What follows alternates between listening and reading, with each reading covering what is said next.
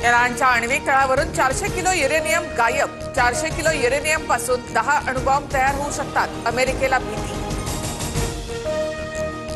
इराणची 3 अणुस्थळं यशस्वीरित्या नष्ट। ट्रम्प यांच्याकडून इराणवरील हल्ल्याचा व्हिडिओ प्रसिद्ध, तर अमेरिकेच्या गुप्तचर अहवालामध्ये अणुऊर्जा प्रकल्प नष्ट केल्याचा दावा फेटाळला। देशातील एका काळ्या कुट्ट अध्यायाला 50 वर्ष पूर्ण। आणीबाणीने अनेक कुटुंब उद्ध्वस्त केली। नेत्यांनी संघर्ष केला नसता तर कदाचित भारतातही हुकुमशाही असती, फडणवीसांचा वृत्तपत्रामध्ये विशेष लेख। तर आणीबाणीमध्ये माझ्या वडिलांना अटक झाली होती, इंदिरा गांधींनी अटक केली एवढं समजत होतं। लहान वयात वडिलांपासून दूर राहावं लागलं, त्यामुळे मनातून चीड होती, फडणवीसांनी सांगितली कटू आठवण।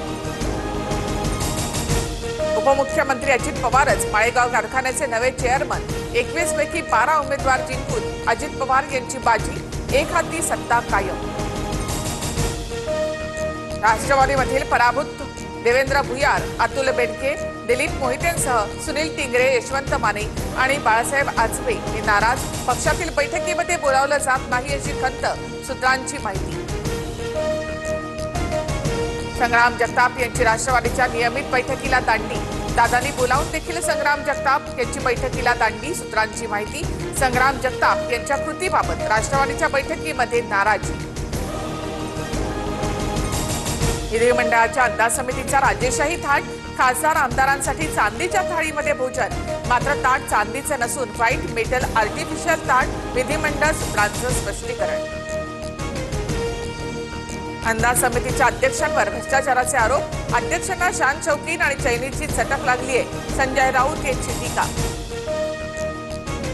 मला जेवायला बोलावलं नव्हतं, त्यामुळे मला त्याबद्दल माहिती नाही, मी त्याचा लाभार्थी नाही। चांदीच्या ताटावरील आरोपांवर आशिष शेलार यांचं उत्तर।